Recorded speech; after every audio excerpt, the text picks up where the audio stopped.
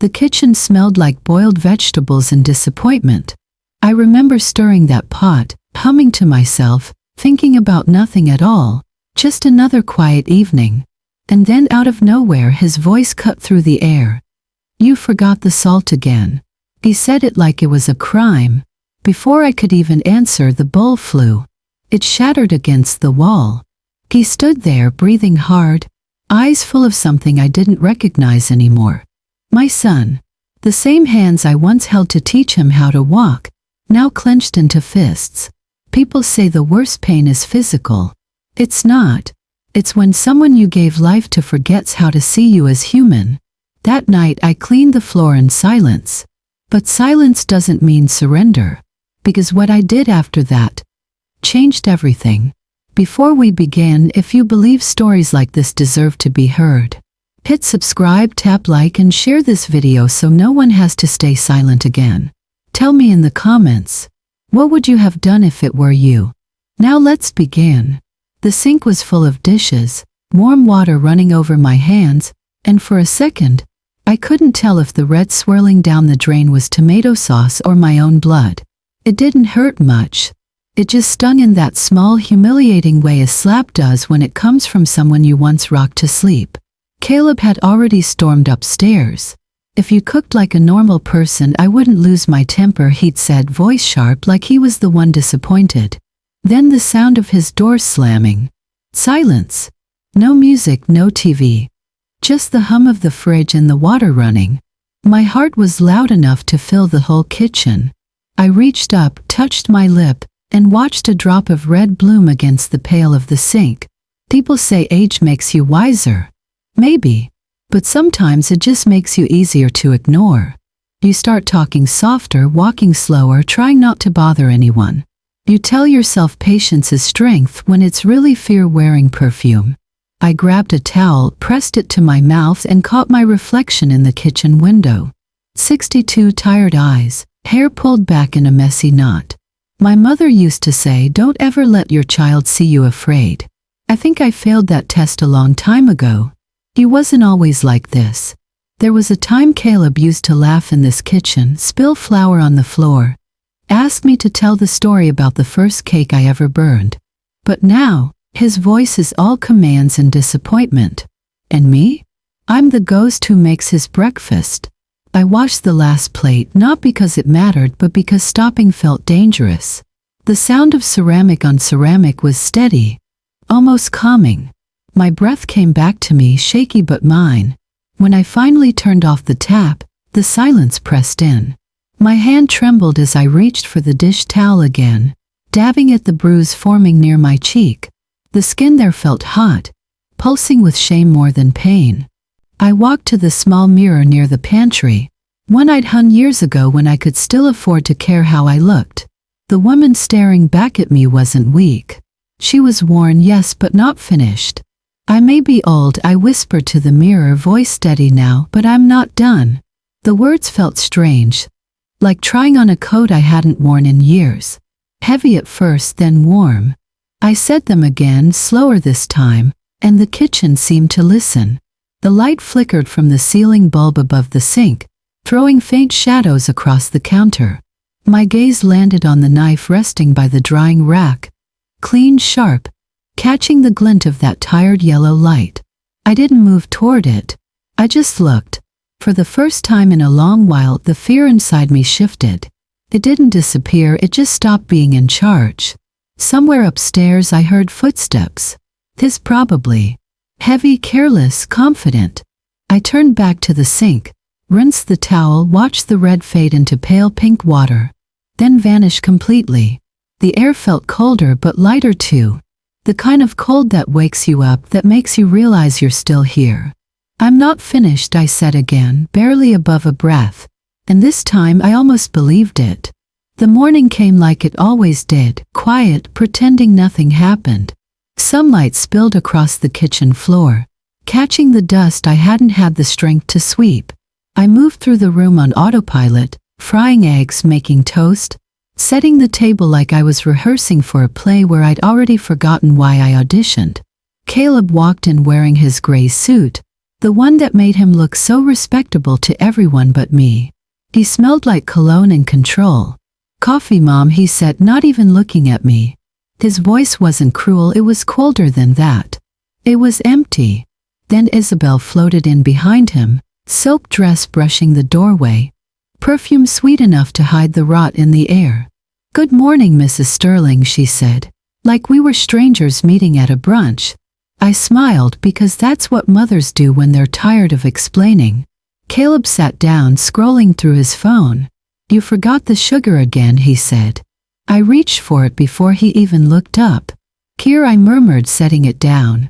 He didn't say thank you. He just kept scrolling. Then he reached into his briefcase, pulled out a small box, and slid it across the table toward me. "This will help," he said. I opened it, a concealer stick, brand new. The same shade as the bruises on my cheek. "It'll hide your clumsiness." He smiled, that thin practiced smile people wear in public. Isabel giggled, though her eyes darted away from mine. I forced the laugh, soft and hollow. "Thank you, Caleb. You're always so thoughtful." He stood up, straightened his tie, and kissed Isabel on the forehead. "Don't wait up," he said, grabbing his keys. The door shut behind him, and the house felt like it exhaled relief it wasn't allowed to show. I looked at the little box still sitting on the table. The gold letters caught the light, perfect cover. The irony almost made me laugh. Every bruise needs a name. Mine had his initials on it. I sat there for a while, staring at my reflection in the dark surface of the coffee. My hand shook when I picked up the cup. Maybe it was the caffeine. Maybe it was the memory. People think abuse looks like shouting, like broken plates, slammed doors. But sometimes it looks like breakfast made on time, like polite smiles, like silence that's been practiced for years. I reached up, touched the faint mark under my eye. The makeup would hide it, sure, but what about everything else? The things he took, one apology at a time? The confidence, the independence, the self-respect, those didn't bruise. They just faded. I remembered when Caleb was little.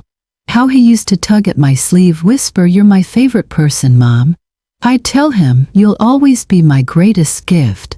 Maybe I said it too often. Maybe I made him believe the world owed him everything just because I once did. Maybe I gave too much.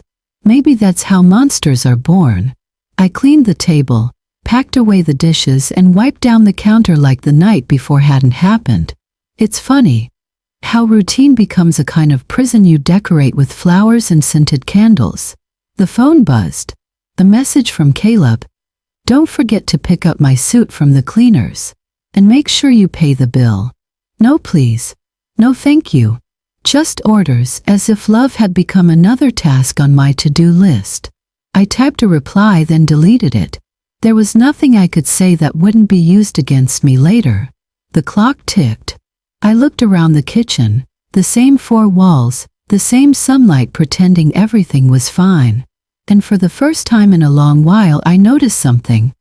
The silence wasn't peaceful. It was heavy, like a lie that's been told too many times. I turned off the coffee maker, leaned against the counter, and whispered to myself, he doesn't get to write my mornings forever. Outside, a bird landed on the windowsill, pecking at crumbs I hadn't cleaned. Small, unbothered, free. I envied it. I looked back at the concealer box, turned it in my hand, and smiled. Not the kind that means happiness, but the kind that means I see through you now. For the first time in years, I left the bruise uncovered. I wanted to remember what it looked like before I learned to hide it. I may not have been brave yet, but I was starting to remember the woman who used to be. After my husband died, the house felt too big, too quiet. The kind of quiet that makes the air heavy. So when Caleb showed up at my door with a suitcase and a sad smile, saying he just needed a few weeks to get back on his feet, I opened the door without thinking twice. He was my son.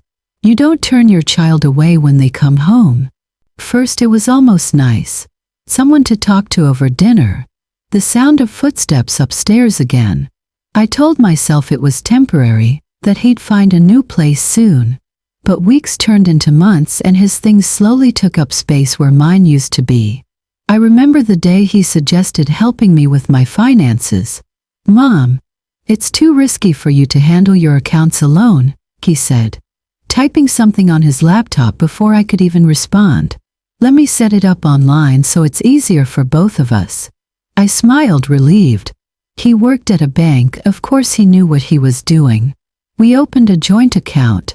I gave him access to my pension so he could pay the bills faster. It made sense at the time.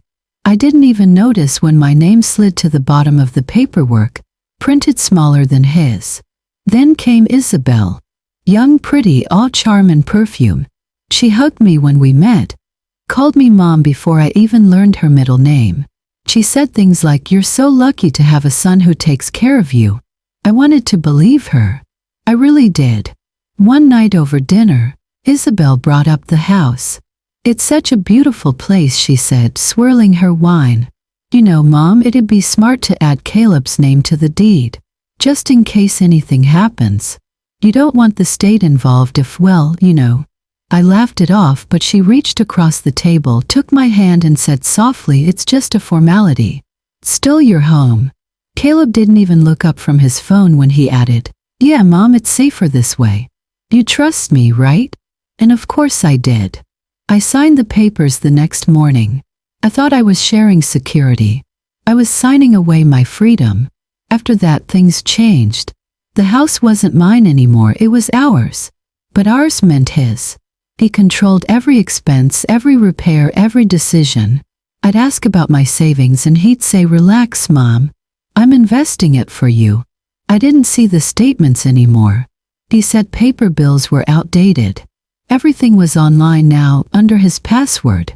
If I asked too many questions, he'd sigh like I was a burden, muttering, "You wouldn't understand." And the thing is, I stopped trying to, because part of me didn't want to know. I kept telling myself it was fine, that it was love, that this was what family looked like, trust and sharing. But deep down, I knew it wasn't sharing if only one person held the key. Sometimes at night, I'd walk past his old bedroom, now painted navy blue with Isabel's shoes lined up neatly by the door. My husband's workbench was gone.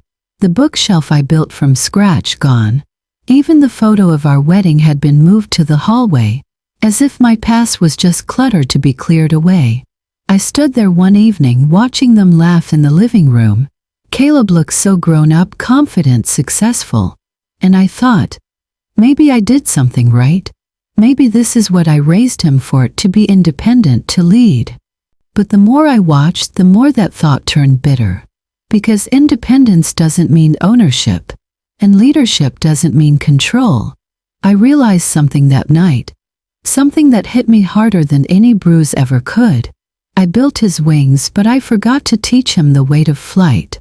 All those years I told him he could be anything, have anything, do anything, as long as he believed in himself. But I never told him what not to take. I never showed him the difference between ambition and greed, between caring for someone and caging them. And maybe that's what love does. It blinds you just enough to let the harm slip through the cracks.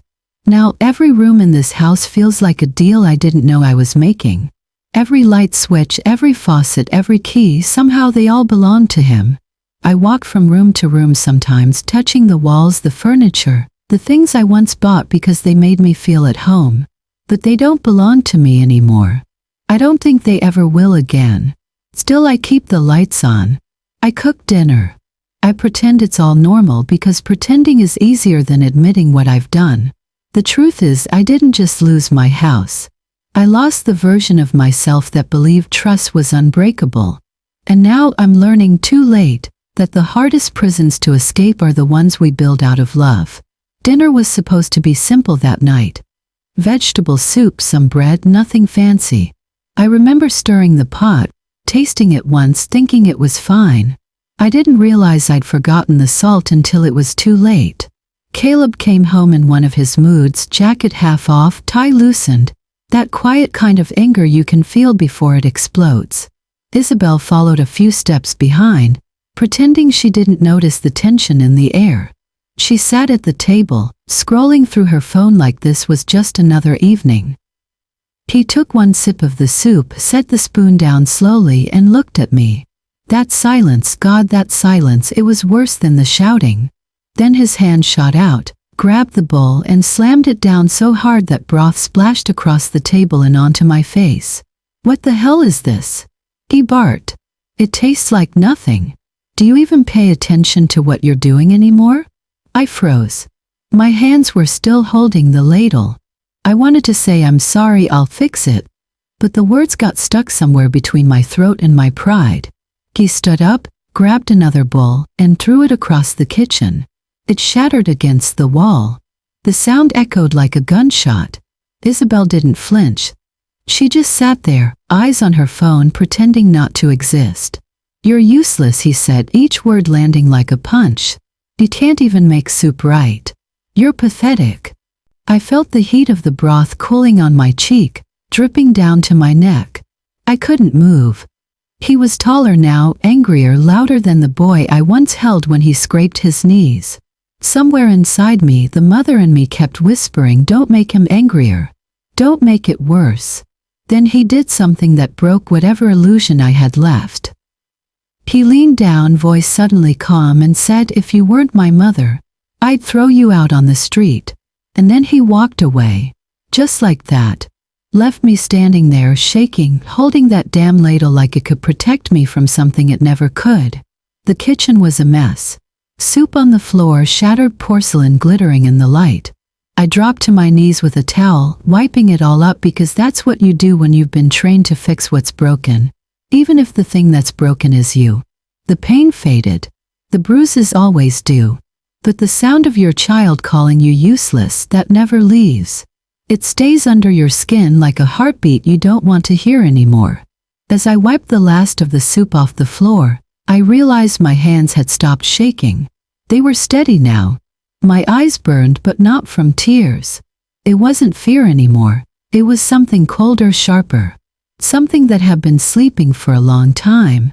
Isabel stood up finally, smoothed her dress, and said quietly, he didn't mean it. I looked up at her and said nothing, because I knew she didn't believe that either. When she left the kitchen, I sat down on the floor, back against the cabinet, towel still in my hand. My reflection stared back at me from a puddle of water on the tile, hair disheveled, lips trembling, but eyes still. I whispered to myself, you can't keep doing this. The words felt heavy at first, then lighter, like a confession. The house was quiet again, except for the hum of the refrigerator. Somewhere upstairs I heard him pacing.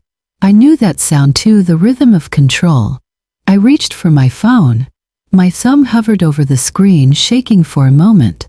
Then I typed, Elder Abuse Helpline. The search results popped up instantly. Just seeing the words on the screen made something in my chest unclench. I didn't call. Not yet. But I saved the number. It was the smallest act of rebellion anyone could imagine. But to me it felt like breathing after holding my breath for years. I stood up, rinsed the towel, wiped the last streak of broth from the table. The house looked clean again, spotless even. If someone walked in, they'd think nothing happened here tonight. But I knew better. Because for the first time in a long time I didn't feel powerless. I looked at the phone screen one last time, the number still glowing faintly, and whispered, soon. Then I turned off the kitchen light, leaving the room in darkness, except for that tiny blue glow, the quiet promise that justice had finally learned my name. The next morning I told myself I'd go out, just for groceries. Nothing dramatic, just eggs, milk, bread. Something normal. Something quiet. The air outside felt different. Softer maybe. Or maybe it was just that it didn't smell like fear. I walked the few blocks to the little market by the church, keeping my scarf high enough to hide the mark on my cheek. But bruises have a way of showing themselves, no matter how much makeup you use. At the produce section, I reached for a bag of apples at the same time someone else did. Oh, I'm sorry, I said automatically. No, please go ahead, the woman smiled. She had silver hair, cut short, neat, the kind of face that looked like it had seen its share of storms but still believed in sunlight. You're Naomi, right? She asked. I live 2 doors down. Grace Turner. I nodded, remembering her vaguely. Always gardening, always humming. I used to wave back when I still waved at people. She glanced at me again, not nosy, just noticing. You sure that's from falling? She said softly, her eyes settling on my lip. For a second I forgot how to breathe. I almost laughed. Yes, I said too quickly. I fall a lot these days. Grace didn't smile. She just looked at me. Really looked. And it was like she could see straight through every excuse I'd ever told. Then she reached out and placed a gentle hand on my shoulder. When you decide to stop falling, she said, I'll be next door. Her touch was warm. Not pity, just something steady, like the world saying, I see you. I wanted to tell her everything. The soup, the shouting, the fear that hung in the air like smoke. But the words stayed stuck in my throat. All I managed was a small nod before I turned away. At the checkout, I could feel her eyes on me, concerned but patient. She didn't push, didn't chase. Just waited. And that somehow hurt more than anything Caleb had said. As she cared, and she didn't even have to. On the walk home, her words replayed in my mind. When you decide to stop falling. Sounded simple, but it wasn't. I'd spent years convincing myself that standing up meant starting another fight. That staying quiet was safer. But maybe silence had been killing me more slowly than any blow ever could. I passed her house on the way back. There was a little wind chime hanging from her porch, catching the light, singing softly in the breeze. It was such a small sound, but it felt like a message, a reminder that peace could still exist, even if just next door. When I got home, I unpacked the groceries like usual, bread on the counter, milk in the fridge, eggs in the carton, normal things. But my hands wouldn't stop shaking. The house was too still again, too clean, like it was waiting for something ugly to happen. I stood by the window, looking out at Grace's porch. She was out there now, watering her plants. She caught my eye, smiled, and lifted her hand in a small wave. I hesitated, then waved back. It was nothing really, but it felt like the first honest movement I'd made in months. Later, when I sat down with a cup of tea, I caught my reflection in the dark glass of the window. My lip was still swollen, my eyes still tired, but there was something new there too. Flicker. The tiniest hint of defiance. People talk about love like it's the cure for everything, but love can rot when it's built on fear. Kindness, though kindness from a stranger can be louder than love from your own blood. I don't know if Grace realizes what she gave me that morning. Maybe she thought it was just a moment of compassion, a neighborly thing to say. But for me, it was a crack in the wall I'd built around my life. And through that crack, for the first time in a long time, a little bit of light came in. The lunch was Isabel's idea, of course it was.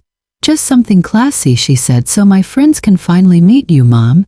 Her tone was sweet enough to rot your teeth, but the look in her eyes said behave. She spent the morning polishing the silverware and yelling about table settings while I moved quietly through the kitchen, preparing food I wouldn't even eat. By noon, the house smelled like rosemary and tension. When the doorbell rang, the laughter started before they even walked in. 3 women, flawless hair, perfect teeth, all perfume and polished nails. Isabel introduced them one by one, her voice lilting with pride. This is Dr. Miriam Wells. She works with the Department of Justice. My heart froze for a second. Miriam. I hadn't seen her in years. We'd shared an office once, back when my life still had a clock in time and a purpose. She was sharper now, more confident, but her eyes hadn't changed. Still that warm brown that noticed everything. Naomi Sterling, she said softly, studying me. I can't believe it's you. I smiled, the kind of smile that doesn't reach the eyes. It's been a long time. Isabel clapped her hands. All right, ladies, let's eat before everything gets cold. The table looked like something out of a magazine, linen napkins, white wine. The good china Caleb insisted was his. I served them, pouring drinks, refilling glasses, pretending I didn't hear Isabel bragging about her husband's promotion, or the way she referred to our house as Caleb's place. At some point she turned to her friends and said with a laugh, you know, it's like having a housemate who works for free. The room erupted in polite laughter. Even Miriam chuckled, too softly, too quickly, like she was buying herself time to process what she just heard. I stood there holding the serving dish, my knuckles white around the edge. For a moment, I felt that familiar sting in my chest, the one that comes when humiliation feels heavier than anger. I could have stayed quiet like always, but something inside me, something small, tired, and finally done pretending, decided otherwise. I set the dish down gently and said, "Housemaids can quit. Mothers just learn to wait." The laughter died fast. Isabel blinked, her smile twitching. "Oh, Mom," she said, forcing a laugh, "you're so dramatic." I smiled back, steady. "Maybe." Miriam's eyes met mine again across the table, and for the first time I didn't look away. She saw it, the bruise barely hidden under the concealer, the tremor in my hands, the way I sat too straight, too careful. The rest of the lunch was a blur of small talk and shallow compliments. They complimented Isabel's taste, the house, even the wine, none of which were hers. I just kept clearing plates and pouring more wine, my body moving on autopilot while my mind screamed behind a locked door. When dessert came, Isabel's friends pulled out their phones, taking pictures, tagging each other, pretending life was perfect. And in that room full of noise and light and laughter, I realized how alone I was. Miriam didn't say much after that. She watched, listened, waited, and when it was finally time to go, she stood up, gave Isabel a polite hug, and turned to me. "It was lovely seeing you again, Naomi," she said. Then so quietly that only I could hear, "Call me when silence hurts too much." Her hand brushed mine, quick, deliberate, and then she was gone. The sound of the door closing felt louder than any words spoken that afternoon. When I turned back, Isabel was scrolling through her phone again, her smile already pasted back in place. "Don't forget to clean up the dishes," she said lightly. "We're meeting Caleb's boss for dinner later. Try not to look tired." She walked upstairs, heels clicking on the steps, leaving me alone in that perfect, lifeless dining room. I stood there for a long moment, surrounded by empty glasses and lipstick-stained napkins, Miriam's words echoing in my head. "Call me when silence hurts too much." The truth was, it already did. But for the first time, instead of fear, I felt something different settle in my chest. Not anger, not sorrow, just the quiet beginning of resolve. I gathered the plates one by one, stacking them carefully so they wouldn't break, because the next thing to break in that house wasn't going to be me. The call came on a Tuesday morning, right after I'd finished folding the laundry. The number on the screen looked official, too many digits, too polite to be a scam. "Mrs. Sterling?" The voice was calm, measured, with that tone people use when they're about to ruin your day but want to sound professional doing it. "This is Daniel Reed from First Citizens Bank. I'm calling about some irregular transfers we've detected on your account." I blinked, clutching the phone tighter. "Transfers? What kind of transfers?" He cleared his throat. "We've noticed several large sums moved over the past 6 months to an account connected to Sterling Construction, your son's employer. Were you aware of those transactions?" For a second I thought he had the wrong Naomi Sterling. But then he read my address, my last 4 digits, my signature on a form I barely remembered signing. The room started spinning. "That can't be right," I whispered. "I don't even handle my finances anymore. My son manages everything." There was a pause, the kind that doesn't belong in normal conversations, only in the ones where your life changes. "Ma'am," he said softly, "I'm afraid your name is listed as the primary account holder. That means you're responsible for any legal discrepancies." I didn't even realize I was sitting until I felt the cold of the kitchen chair under my hands. "Legal discrepancies," I repeated, like the words might rearrange themselves into something less terrifying. After I hung up, I sat there for a long time, listening to the clock tick. I tried calling Caleb, but it went straight to voicemail. I texted him, no reply. That's when I called Miriam. She showed up that afternoon, the same steady look in her eyes, the one that didn't judge, didn't pity, just saw. I handed her the bank statement, the papers, the mess. She scanned them silently, jaw tightening. "He's been moving money through your account," she said finally. "Naomi, this isn't just bad bookkeeping. This is fraud." My voice cracked. "He said he was investing for my retirement. I trusted him." "I know," she said gently. "But you're the one on the hook now. The law doesn't care who clicked the button. It cares whose name is on the paper." I pressed my palms together, trying to steady them. "If I file a report, he'll be arrested. He'll lose everything." She looked right at me. "If you don't, you'll lose yourself." The words hit harder than I expected. I'd spent years losing small pieces of myself, my savings, my dignity, my voice. Now the law was ready to take what was left. I wanted to scream, to curse, to ask how a mother is supposed to choose between justice and her child. But all I could manage was a whisper. "He's my son, Miriam." She nodded. "And you're still you. That matters too." I stared at the papers again, the black ink that had become my prison. For 62 years, I'd lived by the rule that love means sacrifice. But maybe love also meant knowing when to stop bleeding for someone who kept handing you the knife. The next morning we went to the bank together. My legs felt heavy, like I was walking through mud. The teller led us to a small glass office, offered coffee I couldn't taste. I signed the statement one line at a time, each signature feeling like a confession. When it was done, Miriam placed her hand over mine. "You did the right thing." I nodded, even though the words didn't feel real yet. My chest ached, not from guilt but from something deeper. Like I'd been holding my breath for years and was finally exhaling. Outside, the sun was bright enough to hurt my eyes. I stood there on the sidewalk, clutching the folder of copies the bank had given me, and watched people rush by, their lives unshaken. I wondered what Caleb would say when he found out. If he'd hate me, curse me, call me ungrateful. Probably all of it. But for the first time I realized something: I could live with that. Because maybe the hardest part of motherhood isn't raising your child. It's raising yourself again after they've broken your heart. That night, I sat by the window, the same one that looked out toward Grace's porch. The wind chimes sang softly in the dark. I thought about the woman I used to be, the one who believed she was too old to start over. But now I wasn't sure that was true.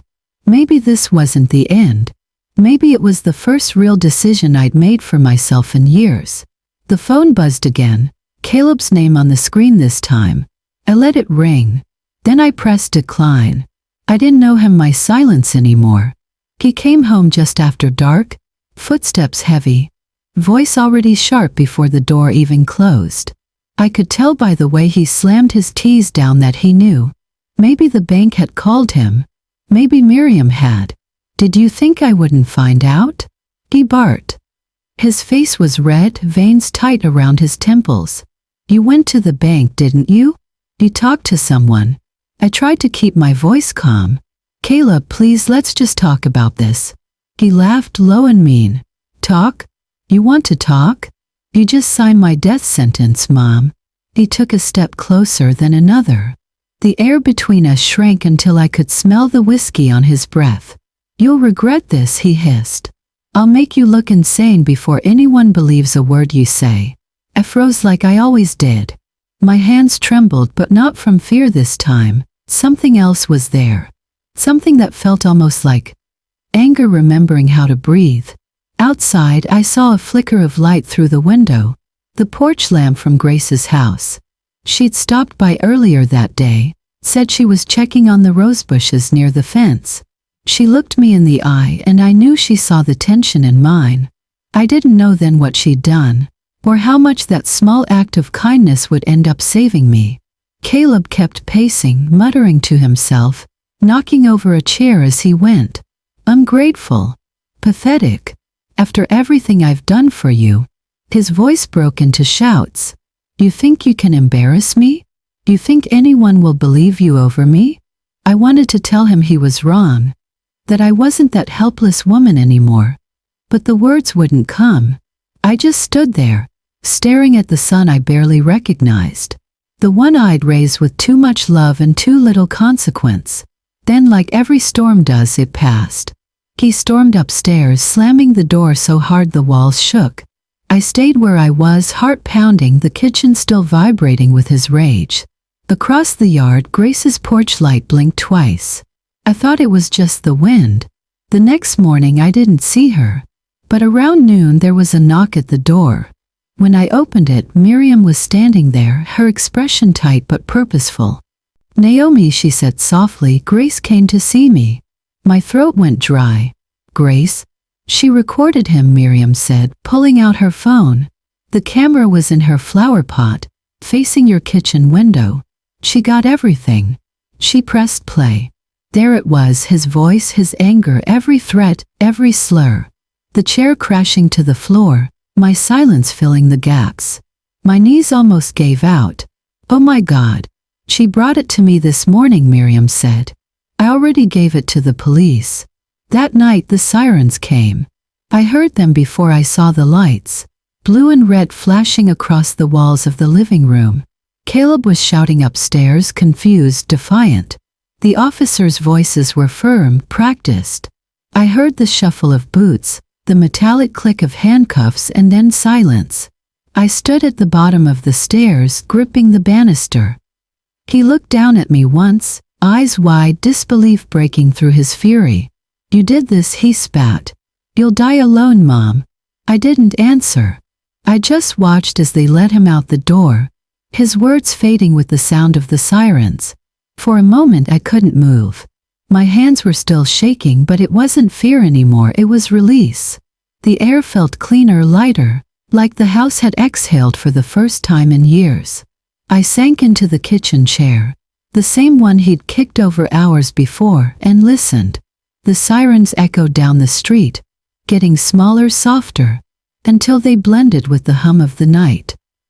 He always said I'd die alone. I never knew freedom could sound like sirens. The words slipped out without thinking, half prayer, half disbelief.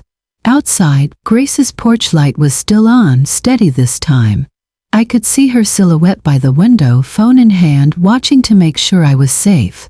I raised my hand just a little and she nodded. No words, no pity, just quiet understanding. Somewhere deep in the distance, the last echo of that siren faded. And in the stillness it left behind, for the first time in a very long time, I felt safe enough to breathe. The courtroom smelled like polished wood and nerves, the kind of place where truth didn't always come quietly. It came shaking, stammering, trying to remember how to breathe. Caleb sat across from me, jaw tight, eyes wild. I hadn't seen him since the night the police came. He looked smaller somehow, but the anger hadn't shrunk with him. When the prosecutor began speaking, he leaned forward and hissed, "She's lying. She's senile. She doesn't know what she's saying." I didn't flinch. Not this time. I looked right at him and said, "No, Caleb. I just stopped lying for you." The room went still.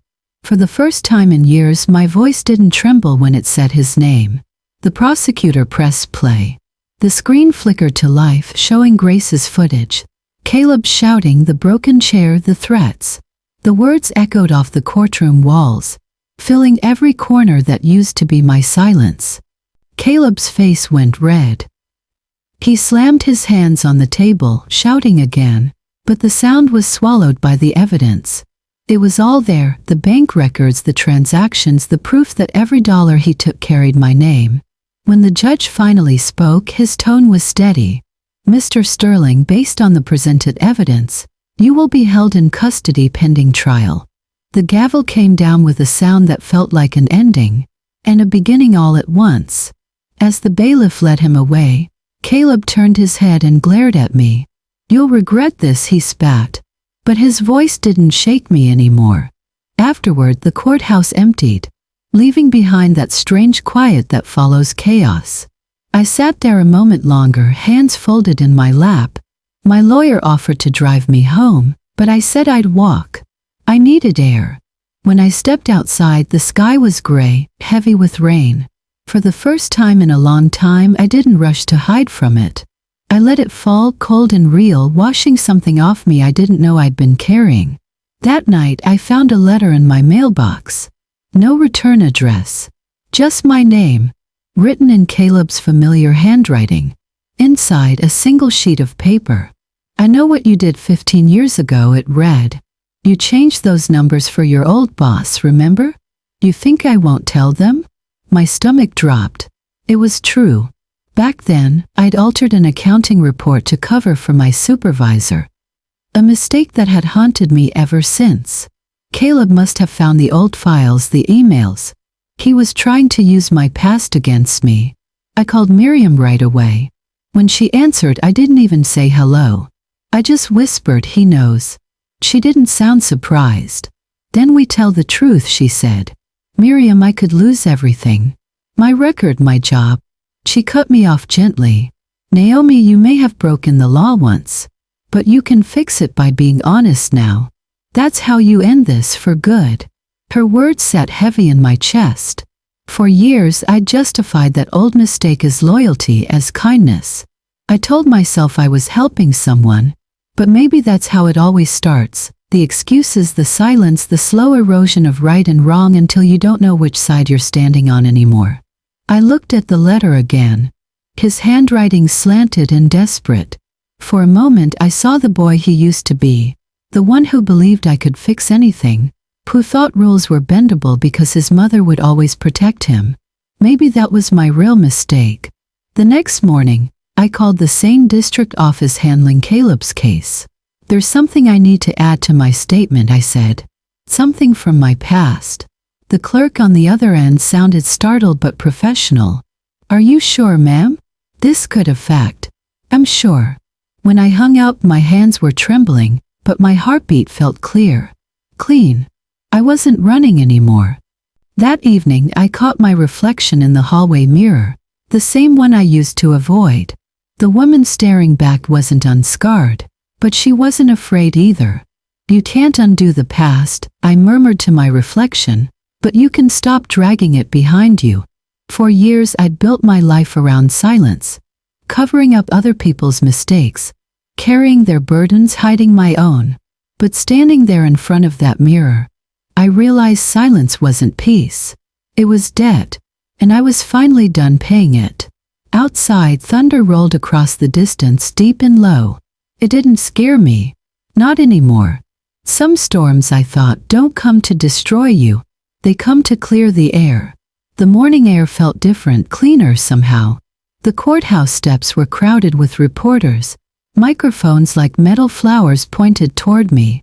I'd spent the night rehearsing what to say.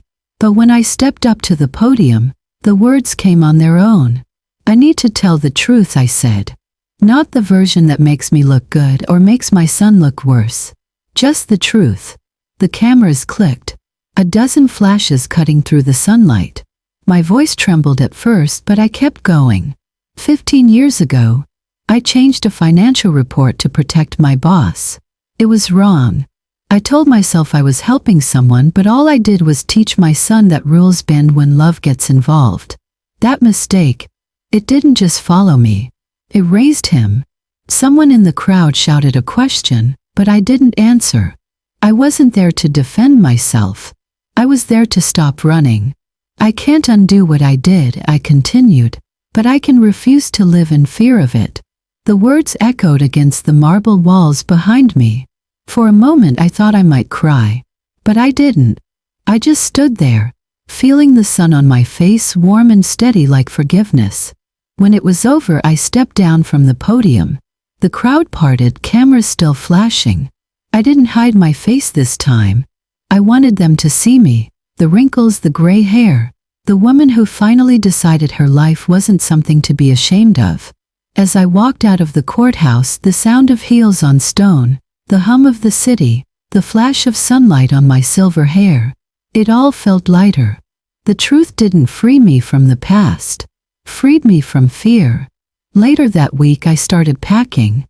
The house was too big, too full of memories that didn't know when to stay quiet. Every corner had ghosts, his laughter, his anger, my silence. I folded it all up into boxes and left only what mattered. By the door, I hammered a small wooden sign into the lawn. For sale. The sound echoed like a heartbeat. Grace showed up that afternoon with a tiny plant in her hands, wrapped in brown paper. "It's a sapling," she said. "Something new to take with you." I smiled, wiping my hands on my jeans. "You're giving me roots?" She chuckled softly. "No, I'm giving you a choice." I took the plant, held it for a moment, feeling the damp soil against my palms. "Some roots," I said, "are worth leaving behind." She didn't argue. She just nodded, eyes kind, and helped me load the last of the boxes into her car. When everything was done, I stood at the front gate one last time. The same gate Caleb used to swing on when he was little. The same one I used to watch from the porch, waiting for him to come home. Now I was the one leaving. The breeze picked up, soft and cool, brushing through my hair. I looked back at the house, a lifetime in wood and paint, and then forward, where the light spilled across the road like an invitation. I stepped through the gate, one hand still holding the small plant. No music. No words. Just wind. For the first time, silence didn't scare me. Felt like peace. Somewhere behind me, the for sale sign swayed gently, catching the sunlight. Ahead, the world waited, new soil, new sky, a woman learning how to start again. And as I walked into that light, I realized freedom isn't loud.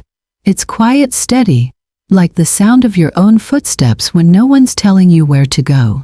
If you or someone you know suffers from elder abuse, call the National Helpline. No one deserves to live in silence. This story isn't about revenge. It's about courage at any age. If you believe truth can heal, subscribe to Family Shadows and help us bring more voices out of the dark into the light.